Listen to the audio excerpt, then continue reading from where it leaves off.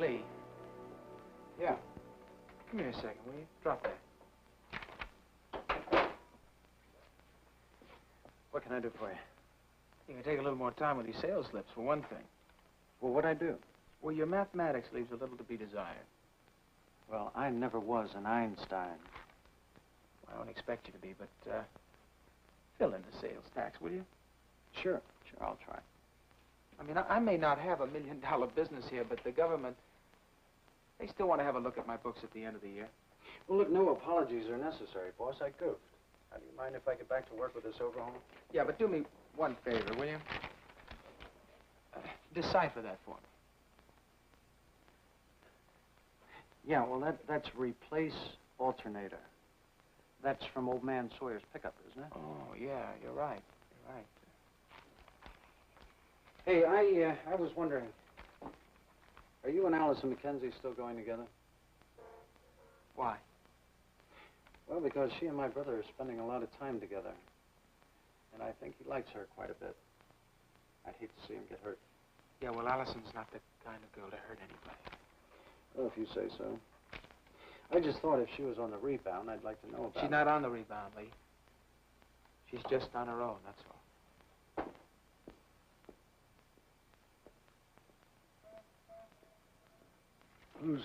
Whose idea was that? It was mutual. Oh, yeah? Wow.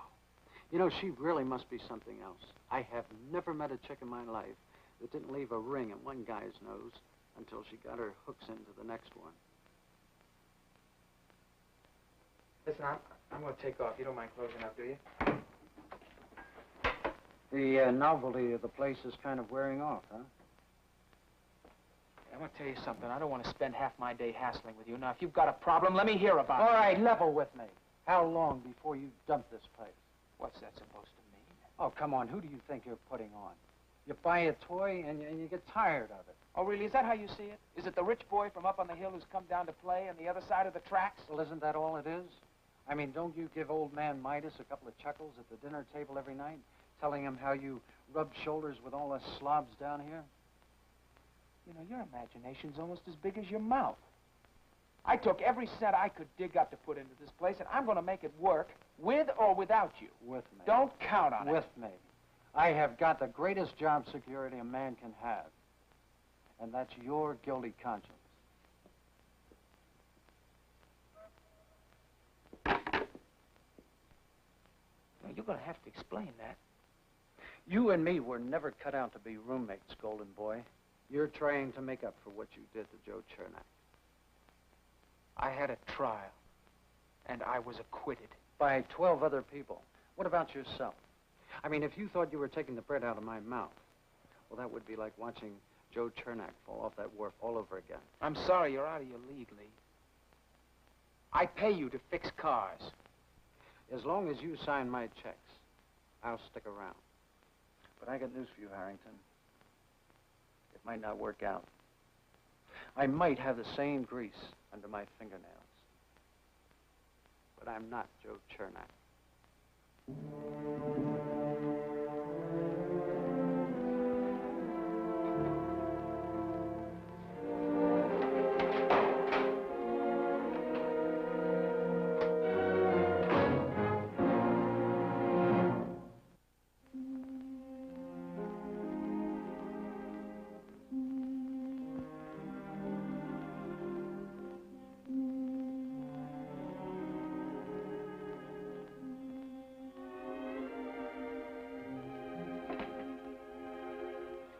Martin.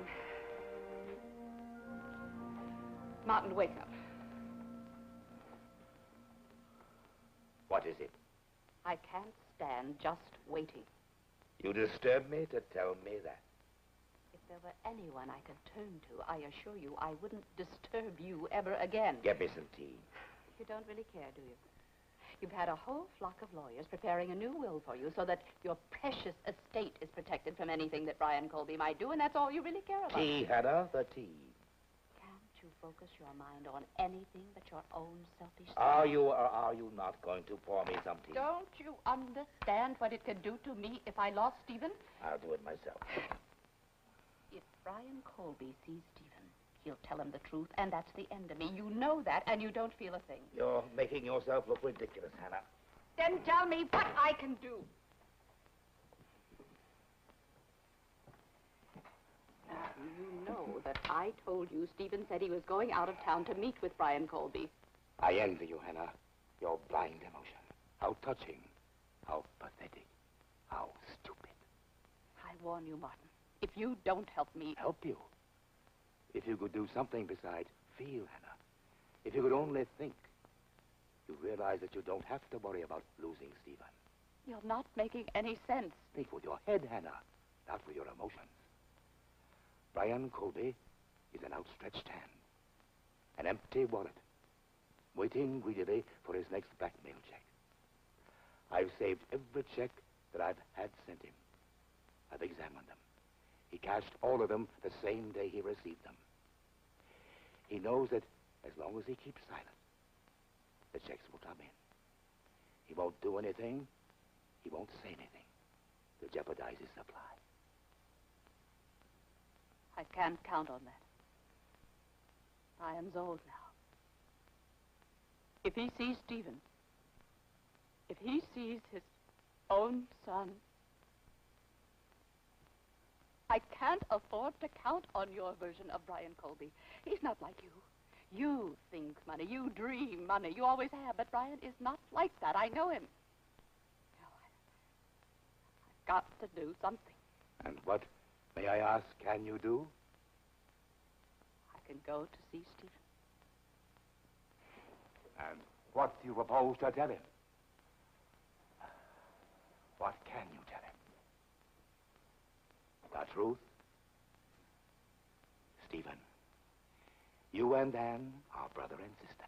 Do you hear me, Stephen? You and Anne are brother and sister. Oh, there's one other thing, Stephen. Whatever else you may hear from Brian Colby, promise me that you won't believe him when he says that he's your father. And promise that you won't hate me. Promise that you'll love your mother as a good son should love his mother. Promise me, Stephen.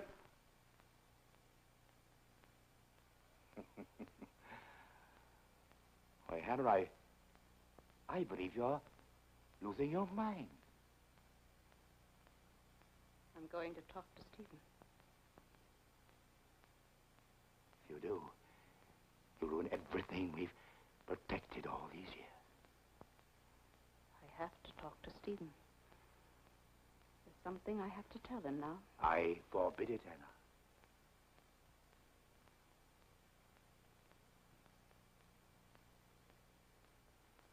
Hannah? I forbid it.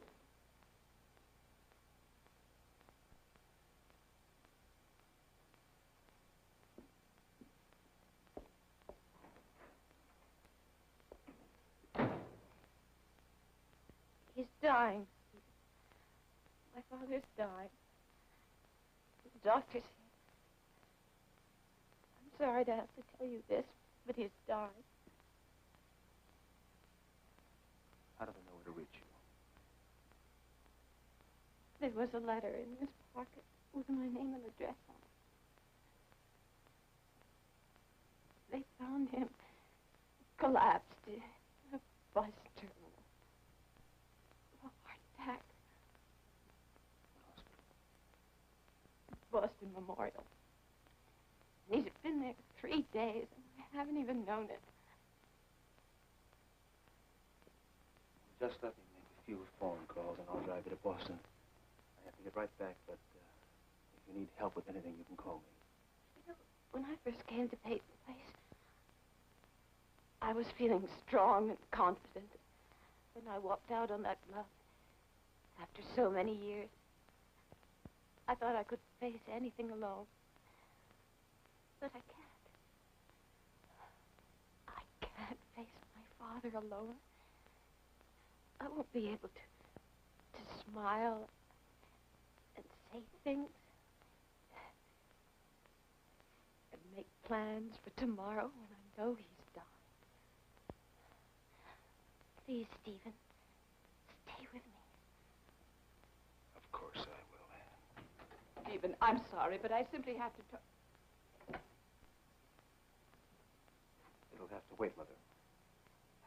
I have to talk to you, Stephen. I'm sorry, Mother. It'll only take a moment. Ann and I are driving to Boston. Her father's in the hospital there. He's died. You'll have to excuse us, Mother.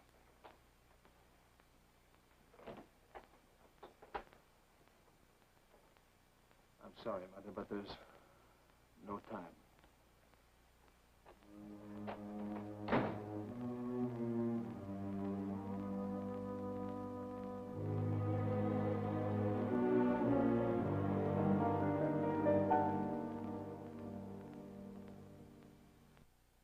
Preview from the continuing story of Peyton Place. Bob, we've got to talk. Come to the house tonight. You and Stephen? No, Stephen won't be there. We've got no reason to run away, so we stay. We stay. You and me. Got that? Martin Peyton, nothing is sure now, nothing. Convince me now that he won't tell Stephen the truth.